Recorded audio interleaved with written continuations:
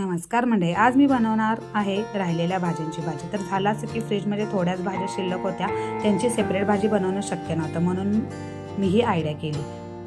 त्यासाठी मी बटाटा वांग बारीक चिरून घेतलं आणि वरण आणि वाटाण्याच्या शेंगा सोलून घेतल्या। त्यानंतर कढईमध्ये तेल गरम केलं, या सर्व भाज्या मी छान धुवून घेतल्या आणि तेलामध्ये टाकल्या, त्या परतवून घेतल्या। त्याच्यानंतर यामध्ये आपलं कोल्हापुरी लाल तिखट किंवा कांदा लसूण मसाला आणि मीठ टाकलं। पुन्हा एकदा हे छान परतून घेतलं। त्याच्यावरती झाकण लावून हे थोडं वाफवून घेतलं। 1-2 मिनिटांनंतर झाकण काढून यामध्ये मी गरम केलेलं पाणी टाकलं आणि 10 ते 15 मिनिटं छान शिजवून घेतलं। या ठिकाणी तुम्ही उरलेल्या दुसऱ्या इतर कोणत्याही भाज्या वापरू शकता, जसे की गाजर, बीन्स, त्या भाज्यांचाही तुम्ही यामध्ये वापर करू शकता।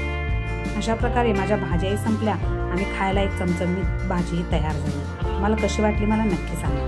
धन्यवाद।